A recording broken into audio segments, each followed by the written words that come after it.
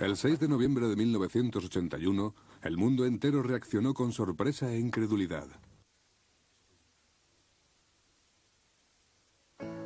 El actor, el defensor de la naturaleza, el padre y el amigo había sido encontrado sin vida en su apartamento de Santa Mónica.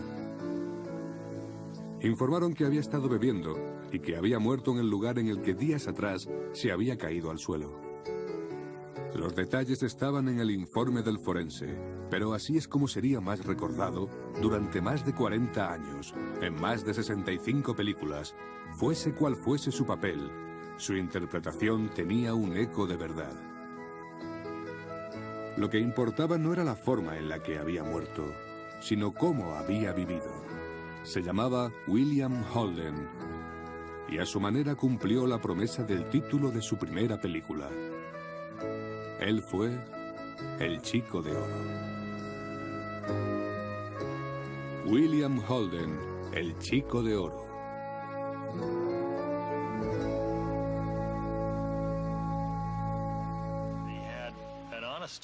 Tenía una honestidad que trabajaba a su favor. No tenía que actuarla. Le creías. Si Bill decía una frase, fuera la que fuese, le creías. No parecía estar lleno de sí mismo, como les ocurre a muchos actores cuando consiguen el éxito. No estaba tan seguro de que esto del cine le fuese a durar. Y no creo que jamás llegase a convencerse de que había triunfado. Era un ser poco habitual.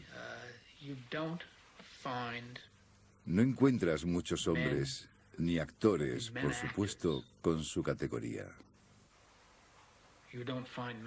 De hecho, no he conocido a ningún otro como William Holden. Mr. Moody. Don't you knock when you walk in an office? Hi, I forgot if you want out. En cuanto ese chico entró por la puerta, me dio una buena sensación. Y le pedí a Dios que cuando abriera la boca tuviera una buena voz. Y abrió la boca y tenía buena voz. Era exuberante, no paraba de moverse, era incapaz de estarse sentado. Le contratamos antes incluso de hacerle una prueba. Su prueba la vieron los directivos de los estudios Columbia, que inmediatamente negociaron para hacerse con la mitad del contrato de Holden. Y cuando a este recién llegado de 21 años le dieron el papel protagonista de una importante película, la posibilidad del éxito instantáneo parecía estar al alcance de su mano. La película era Sueño Dorado. Todas las mañanas tenía que llegar al estudio muy temprano para que le oscurecieran y le rizaran el pelo. Le dieron clases de cómo sujetar el violín y el arco, y tuvo que entrenarse intensivamente para las escenas de boxeo de la película. Pero nada disminuyó la decisión de Bill Holden de superar la prueba.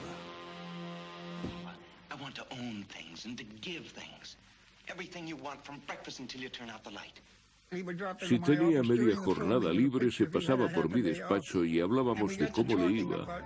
Él solo podía hablar de Barbara Stanwyck. Decía que era la mujer más maravillosa del mundo. Para él era como una santa, y le ayudó muchísimo.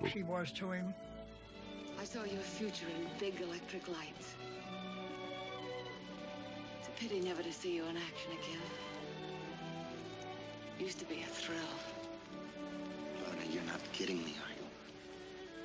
You're like music to me, Lana. Rich, soft music that goes on in my head and heart for days and nights, with a crazy tempo that seems to beat out... Beat out what, Joe? Your name, Lana. Always Lana, Lana. Él la llamaba nena, y para ella, él era sin duda su chico de oro. William Franklin Biddle Jr. nació el 17 de abril de 1918 en O'Fallon, Illinois, un pequeño pueblo rural no muy alejado de San Luis. Era el mayor de 3 hijos. Sus padres eran unas personas sencillas, agradables y muy estrictas. Creo que mi abuelo participó en unas Olimpiadas, así que decidió que todos sus hijos debían hacer gimnasia como él. Mi abuelo era químico y tenía su propio laboratorio muy modesto. Supongo que cuando se vinieron a vivir a Pasadena fue un cambio bastante grande. Y mi abuelo era muy estricto con sus hijos porque quería que respetasen los valores que les había inculcado. Mary Beadle, mi abuela, era maestra y bastante religiosa. La familia estaba muy unida. Había amor y unión, y los hijos nunca lo olvidaron. Bill tenía una sonrisa que le iluminaba la cara y un sentido del humor que era simplemente delicioso. Era un gimnasta magnífico. Por ejemplo, hacía el pino y no le costaba nada atravesar una habitación. En alguna ocasión, subió por los contrafuertes de un puente y nos mató a todos de miedo. Bill cantaba en el coro de la iglesia episcopal y era muy amable y muy atento con las personas mayores. Pero si le apetecía podía dar media vuelta y convertirse en un tipo salvaje. Era un solitario gregario. Es la mejor forma de expresar lo que se me ocurre. No era un alumno especialmente bueno, pero sí le interesaba el mundo de la interpretación.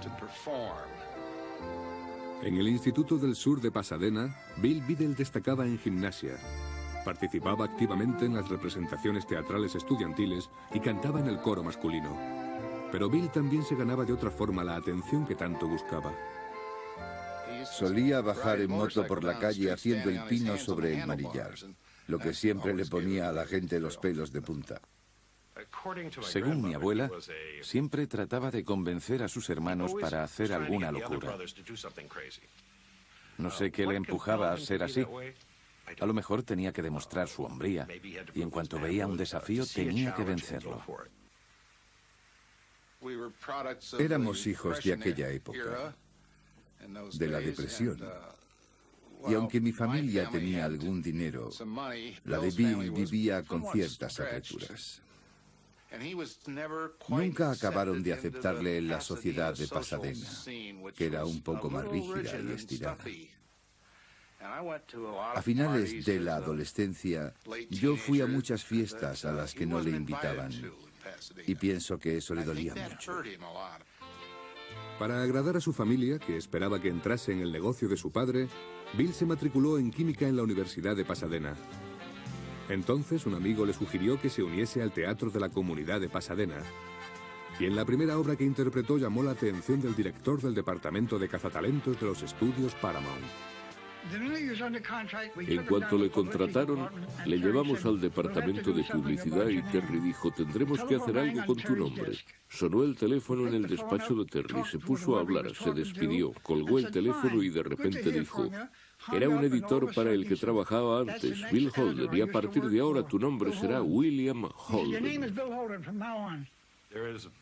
Hay aproximadamente 50 kilómetros entre Hollywood y Pasadena.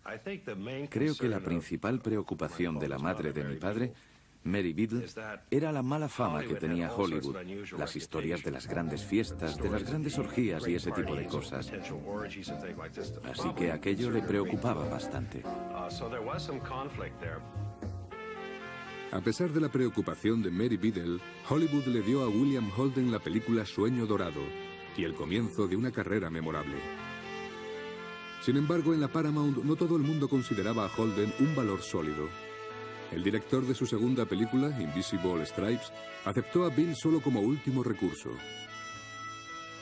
Pero en 1940 Holden fue cedido a un productor independiente, Sol Lesser, para la película Sinfonía de la Vida.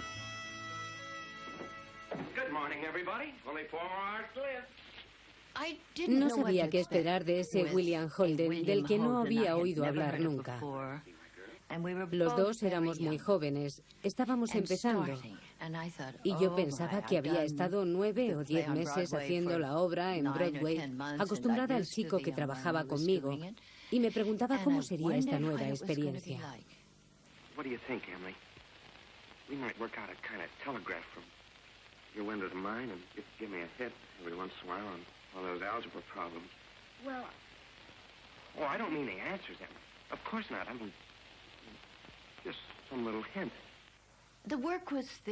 Para Bill, el trabajo era lo más importante, igual que para mí. Ensayábamos por nuestra cuenta. cuando se acercaban las escenas más complicadas, que parecían muy fáciles de hacer. I think what you found a person that you're very fond of, a person who's fond of you too, likes you well enough to be interested in your character. I think that's just as important as college is. Tenía que parecer como si el público estuviese presenciando una conversación privada entre una chica y un chico que se estaban enamorando. Emily? Yes, George? Emily, if I do improve and make a big change, would you be... I mean, could you be... I am now. I always have been.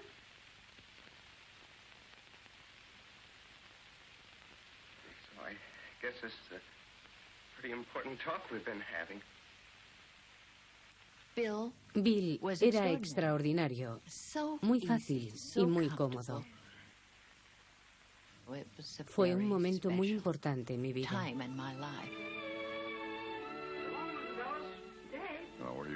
Era el chico ideal de la casa de al lado, el vecino ideal. Guapo, fuerte, joven, simpático e inteligente. Era la encarnación perfecta del americano típico. Y lo que siempre le ofrecían en la Paramount y en la Columbia eran papeles de americano típico. Danny, you all right? Oh.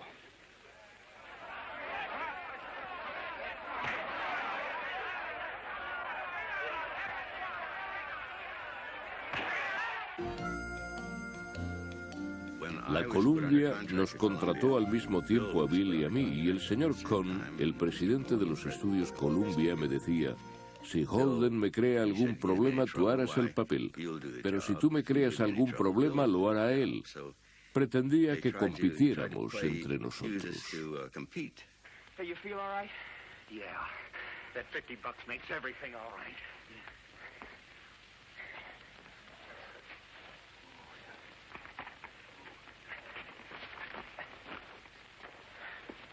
Danny? Yeah. We haven't got that $50. What? Well, I bet it on Dutch Henry. You what? You what? Pero no competíamos. Cuanto más trataban de enfrentarnos, más amigos nos hacíamos.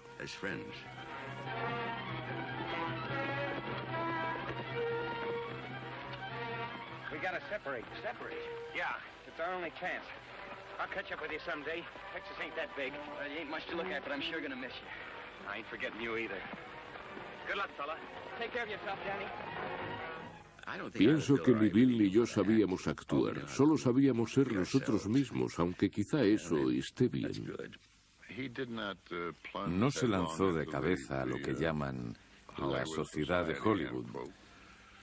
Pero al mismo tiempo, tampoco quería aislarse por completo, ni privarse de las ventajas sociales y de todo tipo que le ofrecía su popularidad. Porque al fin y al cabo era un tipo joven, sano y guapo. Harry Cohn descubrió que William Holden y yo nos estábamos metiendo en una zona peligrosa con cierto tipo de mujeres. La Columbia tenía alquilada la magnífica suite de la azotea del Chateau Marmont en Sunset Boulevard. Harry Cohn nos llamó a Bill y a mí y nos dijo: si vosotros dos tenéis ganas de juerga, yo quiero controlarla un poco, así que cuando vayáis a montar una juerga, utilizad la suite del Chateau Marmont. Tomad las llaves. Así que Bill y yo utilizamos aquella suite.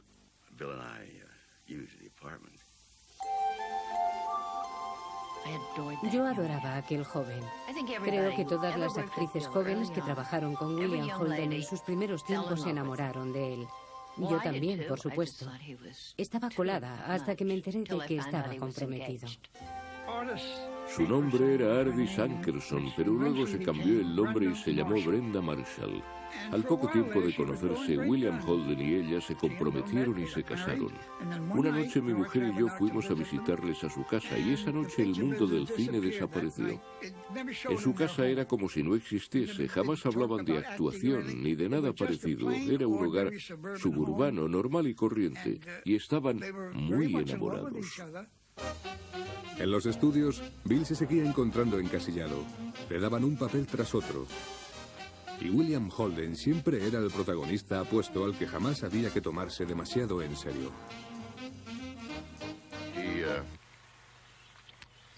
Creo que él quería abandonar esa imagen que le habían asignado. Quería hacer cosas más importantes.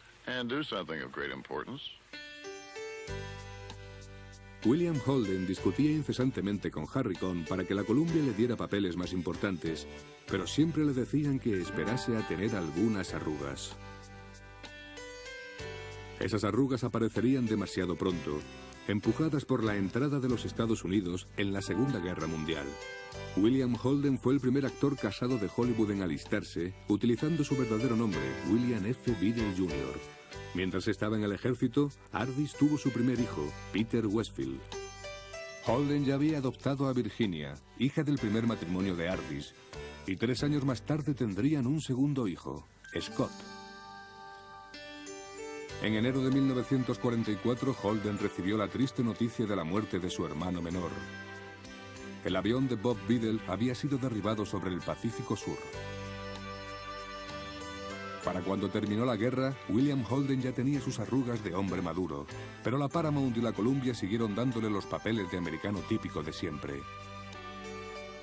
Una película, sin embargo, destacó sobre las demás. Le cedieron a la RKO para rodarla.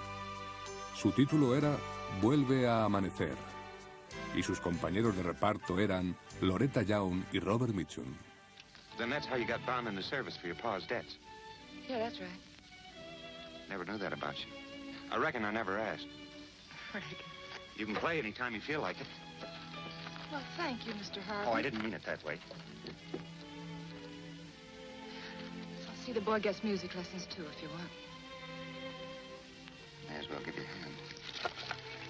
Loretta thought that it was sort of parallel. Loretta creía que había un paralelismo con la historia bíblica de Raquel. Y supongo que pensaba que nosotros éramos un poco menos reverentes de lo que debíamos. I've been 10 years in the deep woods, Jim. I never ordered anybody off my property. You ain't ordering me off, Davy. I'm leaving of my own accord, but not without Rachel. I offered to buy you out fair and square. Bill y yo sospechábamos que se trataba de una comedia y así la interpretamos. En la película había una pelea de comedia.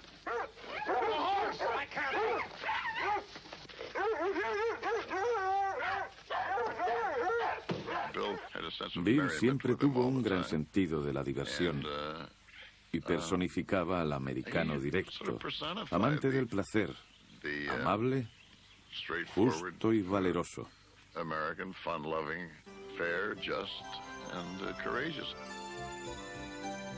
En casa en aquella época todo era mágico. En realidad, él era el primer niño de la familia. Si nos compraban una bici nueva, él era el primero en montarse. O un carro, él siempre era el primero que lo probaba. Podría decirse que era el primero que se caía y se hacía daño. Luego venía y nos explicaba cómo debíamos hacer las cosas. Nuestra infancia con él fue muy especial. Era un hombre muy familiar. Entonces vivían en Encino y los sábados por la noche salía y se emborrachaba con los amigotes. Cuando estaba algo bebido era muy divertido, muy gracioso. A alguna gente le parecía una tragedia, pero nosotros solo veíamos a un ser humano muy cálido y muy desinhibido. La carrera de William Holden parecía haber alcanzado una cómoda meseta. Algunos años más tarde contaría qué fue lo que la hizo despegar de repente. Yo no estaba presente, pero Cliff Robertson me contó que le preguntó a William Holden: verás, Bill, estoy empezando en esto del cine y quisiera que me dijeras o que me sugirieras algo para mejorar. ¿cómo puedo convertirme en una estrella?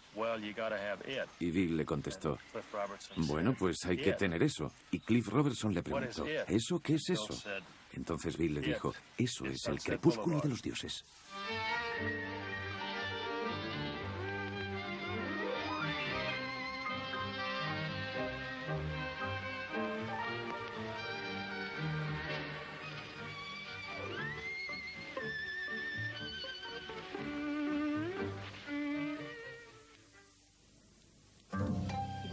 Por supuesto, la elección de Gloria Swanson fue una idea genial de Billy Wilder.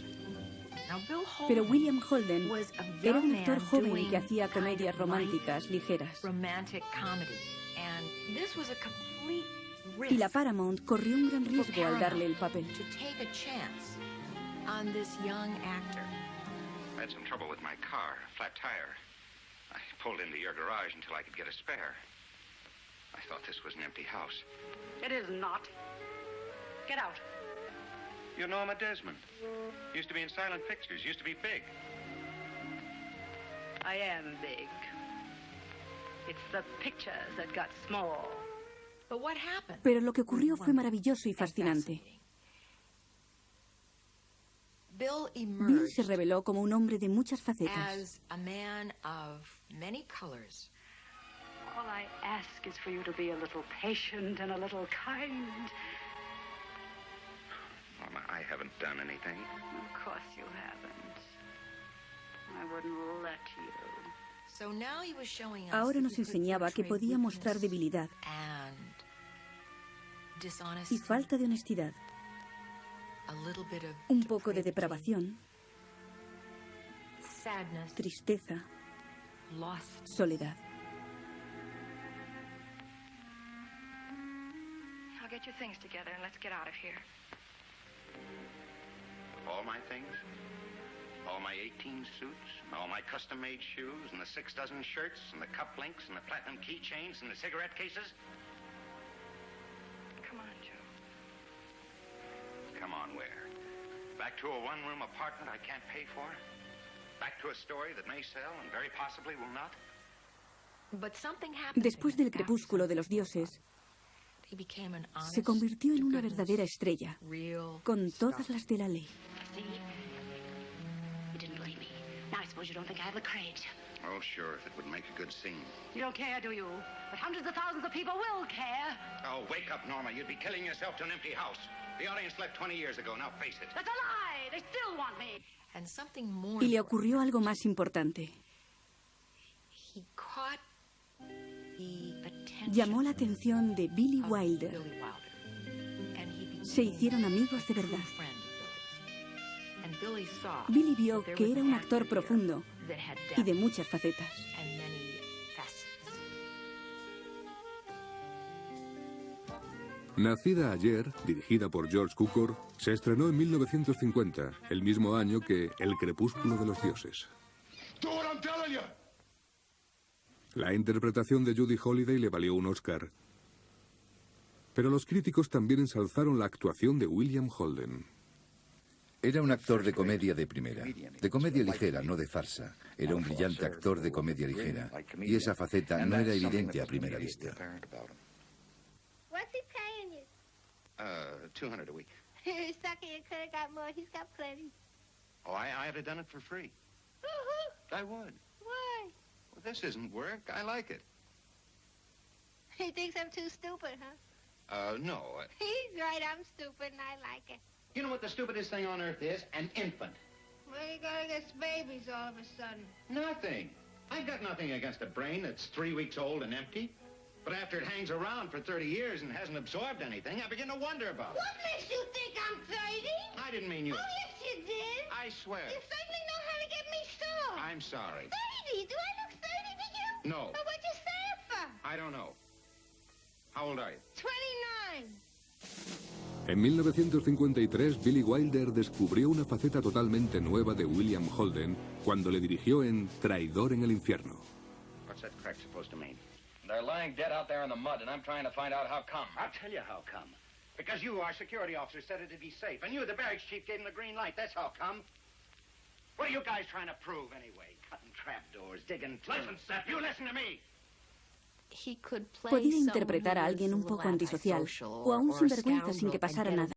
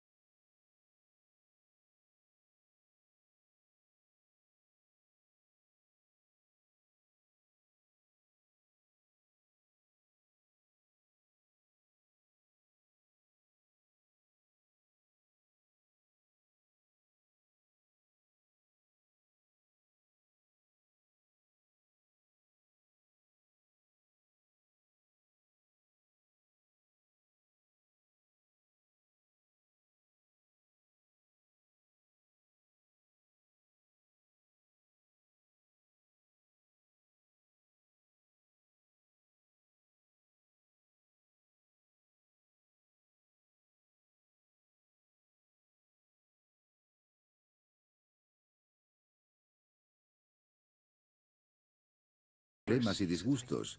Y ella le dijo, por supuesto. Durante toda su vida tuvo problemas con el alcohol. Todo el mundo lo sabe. Pero lo que no se sabe es lo que luchó contra el problema en los últimos años de su vida y lo que hizo. Se ingresó en clínicas de desintoxicación y trató de hacer todo lo posible para quitarse ese problema de encima. Yo le comprendía y él lo sabía. Y creo que pensaba que había mucha gente que no le comprendía. Para mí no era un ser tan complejo. Me parecía un tipo que era muy buena persona y que realmente no era tan complicado.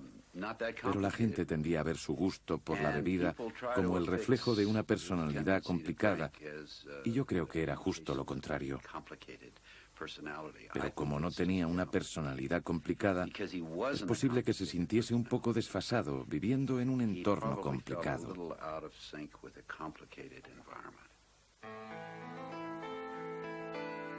Mientras vivía en Europa en los años 60, William Holden siguió haciendo películas. Ninguna consiguió el éxito de las que había rodado una década antes. Pero luego, en 1969, aceptó un papel que no se parecía a ninguno de los que había rodado antes. La película era Grupo Salvaje, de Sam Peckinpah, y fue el mayor éxito de William Holden en muchos años.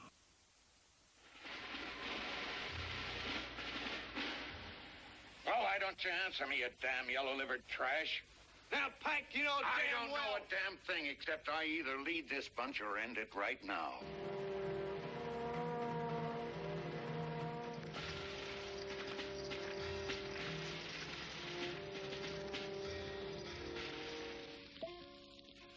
This was gonna be my last.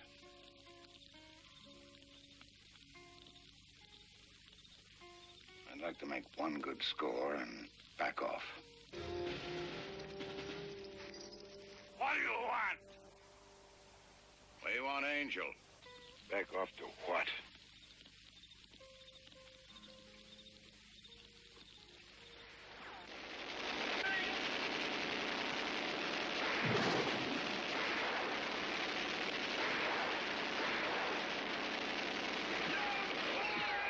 Lo que dio en Grupo Salvaje es algo que no creo que se viese nunca en ninguna de sus otras interpretaciones.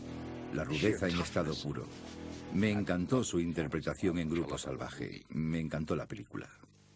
En 1974, tras prolongadas separaciones, Ardis y Bill dieron por terminado su matrimonio de 30 años. Ahora Bill dedicaba cada vez más esfuerzos a la conservación de la reserva de caza que había ayudado a crear. A su lado siempre estaba la actriz Stephanie Powers. Kenyatta, así se llama el monte Kenia. La primera vez que lo vi fue en 1973, cuando William Holden me trajo aquí por primera vez y me convirtió en una adicta porque me enamoré como una loca de este país. Y como ya estaba enamorada del hombre, fueron unas circunstancias muy felices. África tenía un atractivo místico para Bill. Parecía que revivía cuando hablaba del país y de su gente. Decía que aquí sentía algo muy especial. Algo muy básico. Decía que venir a África le hacía sentirse muy vivo.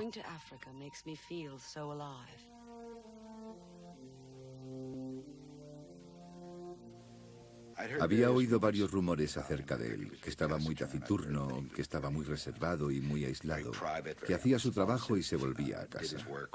Había oído que en el pasado había tenido problemas con la bebida y realmente no sabía qué esperar. Lo único que pensaba era que estaba convencido de que él era perfecto para ese papel. Para él fue una película muy importante porque hacía tiempo que no actuaba. Y como ocurre a menudo cuando los actores han hecho una serie de películas sin saber muy bien por qué, se preguntan si su talento no se habrá acabado.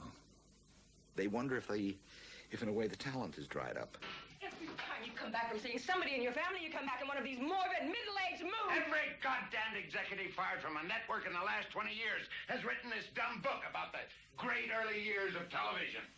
And nobody wants a dumb, damn, goddamn book about the early days of television.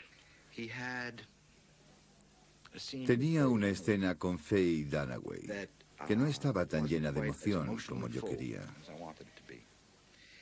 Pero en un ensayo descubrí algo en su mirada, como si evitase los ojos de ella. Y entonces le dije, Bill, trata de no pestañear. Mira a Faye a los ojos y no apartes la mirada. I went to visit my wife today because she's in a state of depression. So depressed that my daughter flew all the way from Seattle to be with her. And I feel lousy about that. I feel lousy about the pain that I've caused my wife and my kids. I feel guilty and conscience-stricken and all of those things that you think sentimental, but which my generation calls simple human decency. You're dealing with a man that has primal doubts, Diana. Well, what exactly is it you want me to do? I just want you to love me. William Holden recibió otra nominación de la Academia por su trabajo en la película, igual que su compañero de reparto Peter Finch, al que había llegado a conocer y a respetar. Cuando se entregaron los Oscar, Peter ya había muerto. Y recuerdo la gran generosidad de Holden. Recuerdo que le miré cuando pronunciaron el nombre de Peter y que se le llenaron los ojos de lágrimas. Estaba encantado, quería a Peter y Peter le quería a él. Creo que era una especie de caballero del viejo mundo, con un sistema de valores, un código ético y una rectitud moral que no encajaba especialmente bien en el mundo en el que vivía. En 1980, William Holden invitó a un equipo de televisión a visitar la reserva de animales salvajes en la que antes estaba prohibida la entrada.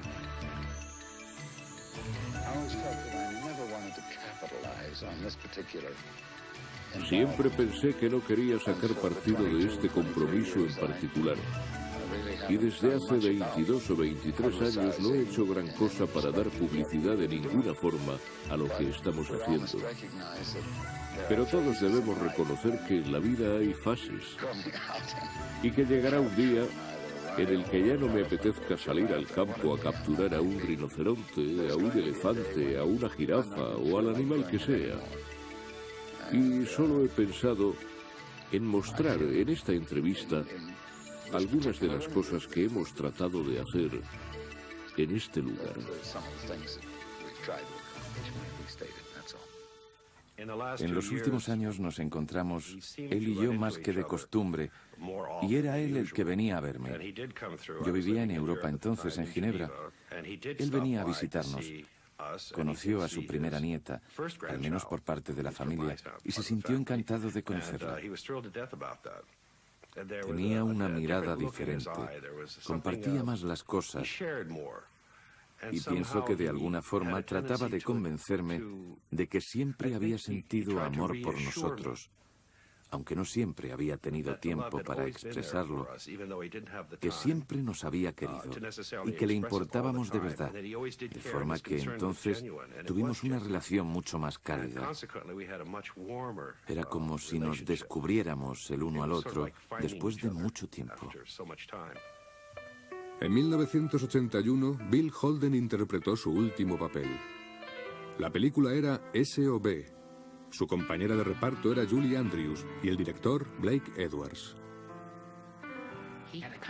Tenía una especie de aura, de elegancia, un gran sentido del humor. Y además era un hombre de 60 y tantos años, muy juvenil y muy guapo, que llamaba mucho la atención cuando venía a rodar montado en su moto. Easy, gal, easy. Oh, you've got some fast moves for an old John Cully. You okay? Terrific. You know, you are sexually notorious. Semi-fraudulent reputation, which I do everything I can to encourage. Why?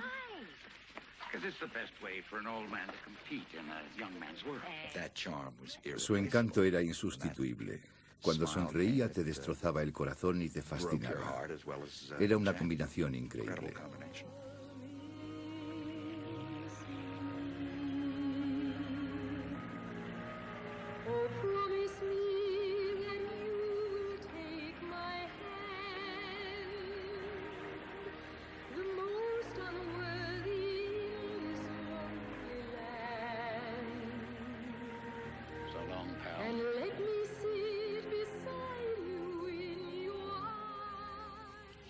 Se enfrentaba a la vida con valor. No la tenía. Tenía esa cualidad indefinible, americana o qué sé yo, que es la falta de complicación. Sentías que veías lo que había. La reafirmación de la vida de Bill fue el trabajo. Jamás hizo un mal trabajo. Había mejorado de forma constante. Y cada vez era más admirado. Y le admirábamos más cada vez que le veíamos. Y de repente desapareció en el peor momento. Así es como será más recordado. Con luces y sombras dibujó lo que era como actor y como hombre, al que nunca vamos a olvidar. Fue, y siempre lo será, el Chico de Oro.